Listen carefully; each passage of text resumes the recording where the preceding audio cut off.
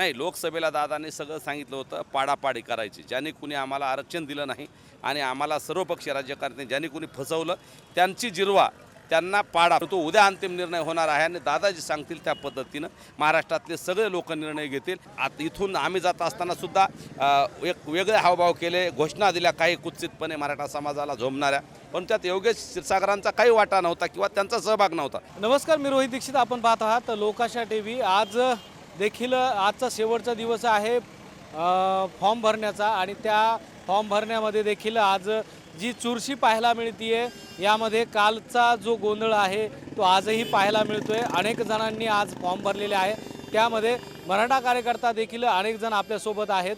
त्यामध्ये गंगाधर काळकुटे देखील आपल्यासोबत आहेत, त्यांनी देखील उमेदवारी अर्ज भरलेला आहे. काय नेमकं त्यांच्या भावना आहेत तेच आपण जाणून घेणार आहोत. नाना, काय सांगाल?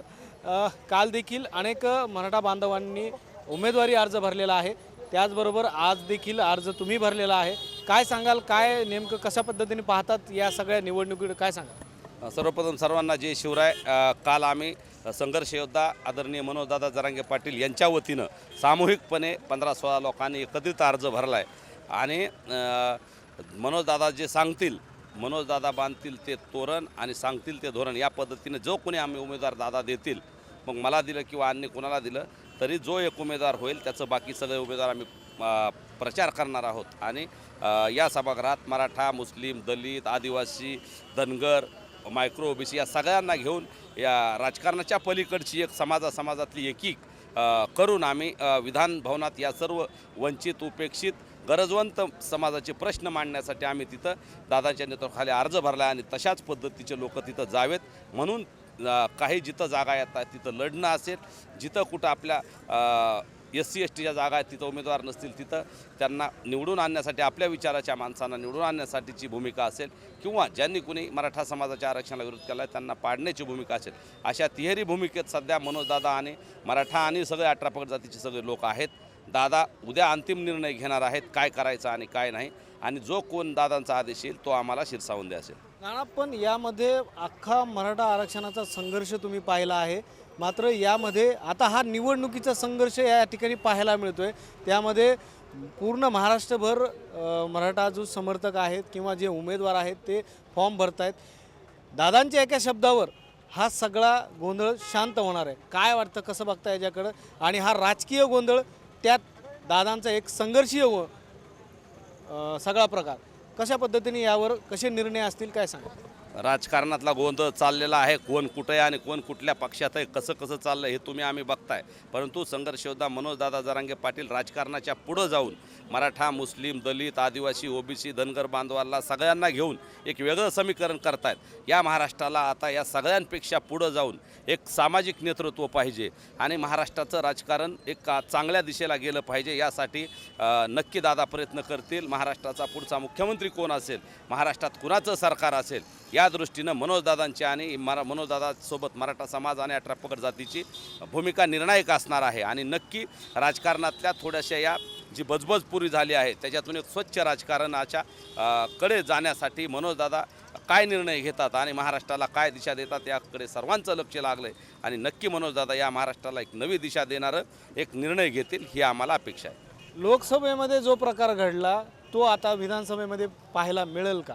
नाही, लोकसभेला दादांनी सगळं सांगितलं होतं, पाडापाडी करायची. ज्यांनी कुणी आम्हाला आरक्षण दिलं नाही आणि आम्हाला सर्वपक्षीय राज्यकर्ते ज्यांनी कुणी फसवलं त्यांची जिरवा, त्यांना पाडा, फक्त एवढा शब्द वापरला होता. कुठल्याही पक्षाच्या, कुठल्याही माणसाच्या, कुठल्याही जातीच्या, कुठल्याही धर्माच्या विरोधातली ती भूमिका नव्हती. तर त्यावेळेस सरकार आणि विरोधी पक्षातले ज्यांनी कुणी मराठा समाजाचं आरक्षण थांबवलं आहे त्यांच्यासाठी ती भूमिका होती. लोकांनी बरोबर सगळ्यांचा ज्याचा करायचा आहे त्याचा कार्यक्रम केला आणि नक्की येणाऱ्या काळात तशी भूमिका नसेल, परंतु दादाजी सांगतील ती भूमिका असेल. काही ठिकाणी उभा करायचे, काही ठिकाणी पाडायचं आणि काही ठिकाणी पाठिंबा द्यायची, अशी सध्या तरी भूमिका आहे. परंतु उद्या अंतिम निर्णय होणार आहे आणि दादाजी सांगतील त्या पद्धतीनं महाराष्ट्रातले सगळे लोक निर्णय घेतील. दादांच्या एका शब्दावर फॉर्म ठेवायचे असतील तर ठेवतील, फॉर्म काढायचे असतील तर एका शब्दावर काढतील. आणि काल एक महाराष्ट्रातलं आदर्श उदाहरण या जिल्ह्यात, या तालुक्यात बघायला भेटलं. आम्ही सामूहिकपणे 11 लोकांनी एकाच वेळेस उमेदवारी अर्ज भरले. ही एक दुर्मिळ घटना आहे आणि सगळ्यांनी सामूहिकपणे सांगितलं की दादा जो उमेदवार देतील तो आम्हाला मान्य असेल. नक्कीच पाहायला मिळतंय की यामध्ये आता मराठा जे उमेदवार आहेत जे संघर्ष जो आहे तो सगळा या ठिकाणी पाहायला मिळाला. मात्र या संघर्षानंतर अनेक मराठा उमेदवारांनी महाराष्ट्रभर फॉर्म भरलेले आहेत. मात्र यामध्ये काल बीडमध्ये एक संघर्ष पाहायला मिळाला. या संघर्षामध्ये जो संघर्ष होता तो आपण त्यांच्याकडूनच जाणून घेऊया. नाना, काय सांगाल? काल एक प्रकार घडला. योगेश क्षीरसागर समर्थक होते, त्यानंतर मराठा समर्थक होते, यांच्यामध्ये घोषणाबाजी या ठिकाणी पाहायला मिळाली. काय नेमकं काय घडलं होतं, काय सांगा? आम्ही असंच इथून फॉर्म भरायला आलो होतो. माने कॉम्प्लेक्सजवळ आमचं कार्यालय आहे समाजाचं, तिथून सगळं इथं आलो, फॉर्म भरून चाललो होतो. येताना समोर जो बघताय रेस्ट हाऊसचा कॉर्नर, तिथं योगेश भैया क्षीरसागर यांचे कार्यकर्ते पण आले होते. काही लोकांचा आमचा सहज जाता येता आमचा कुणाचंही काही झालं नाही, परंतु काही लोकांनी जाणून बुजून इथून आम्ही जात असताना सुद्धा एक वेगळे हावभाव केले, घोषणा दिल्या काही कुत्सितपणे मराठा समाजाला झोंबणाऱ्या. पण त्यात योगेश क्षीरसागरांचा काही वाटा नव्हता किंवा त्यांचा सहभाग नव्हता, परंतु त्यांचे काही कार्यकर्ते जाणून बुजून एक मराठा आणि ओबीसी वाद लागावा असं त्यांचं थोडंसं वर्तन वाटलं. आणि ते फॉर्म भरून आल्यानंतर आम्ही माने कॉम्प्लेक्सला आम्ही ऑफिससमोर थांबलेलो असताना तिथंसुद्धा मराठा समाजाला आणि मनोजदादाला डिवचणाऱ्या घोषणा त्यांच्या काही लोकांनी दिल्या, सगळ्याच लोकांनी दिल्या असा आमचा आरोप नाही, किंवा वैयक्तिक योगेश क्षीरसागर आहेत त्यांनी काही सांगितलं असंही नाही, परंतु त्यांच्या समर्थकाने काही जाणून बुजून तशा प्रकारचं कृत्य केलं. आणि मग क्रियेला प्रतिक्रिया आली. आमच्याही बांधवांनी काही घोषणा दिल्या, त्यांच्याही लोकांनी घोषणा दिल्या आणि त्यातून एक गोंधळ उडाला होता माने कॉम्प्लेक्सच्या ठिकाणी. परंतु तो आता थांबला आहे. आम्ही राजकारणात आमचा त्यांचा किंवा ओबीसीचा आणि मराठ्यांचा संघर्षच नाही. आमचा संघर्ष हा सरकारसोबत आहे. आमचा संघर्ष हा जात धर्म पंथाच्या पुढं जाऊन 18 पगड जातीतल्या जे मराठा समाजासोबत कायम सोबत आहेत त्या सगळ्या लोकांसाठीचा सरकार आणि सर्वपक्षीय राज्यकर्त्यासोबतचा संघर्ष आहे. नक्कीच यामध्ये पाहायला मिळतं आहे की या ठिकाणी मराठा बांधवांनी आपली भूमिका स्पष्ट केलेली आहे. नेमकं आता या राजकारणामध्ये नेमकं काय होणार पुढं हे देखील पाहणं गरजेचं आहे. रोहित दीक्षित, लोकशाही TV, बीड.